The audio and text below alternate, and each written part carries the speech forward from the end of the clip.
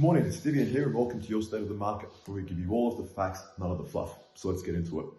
Well, we can't talk about the property market without mentioning the continuous growth within all capital cities. Sydney up by 0.4% despite the harsher lockdown restrictions. Melbourne up by 0.3% again this week.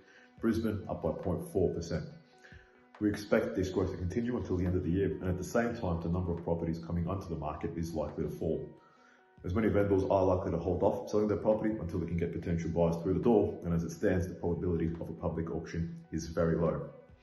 Most likely, many vendors will hold off until the lockdown is lifted. But despite this disruption, property values continue to hold up as there are more good buyers than good properties for sale, which of course means values keep rising.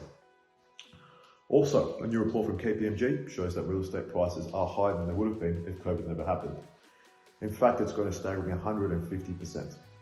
The impact of COVID on Australia's residential property market report looks at how the market has performed over the last 18 months compared to what would have happened if the pandemic never happened.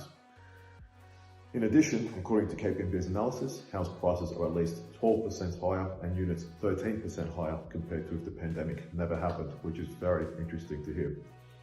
You can read this all in more detail on our website and in the link below. The Reserve Bank, in addition, obviously, they'll announce the official cash rate for August, which we predict will stay at the super low rate of 0.1%. That's on par with the RBA's commitment to not increase the cash rate till at least 2024. That right there, that's your state of the market. If there's anything you could like us to give or update on, as I said earlier, if you're wanting to see how we can help you reduce your tax bill, pay for your mortgage faster, significantly add wealth to your property portfolio, especially during this pandemic, then please leave a like and a comment below, or simply send me a DM and I'll get in touch. Until next week, stay safe everyone, and we'll see you next Monday for another update on your State of the Market.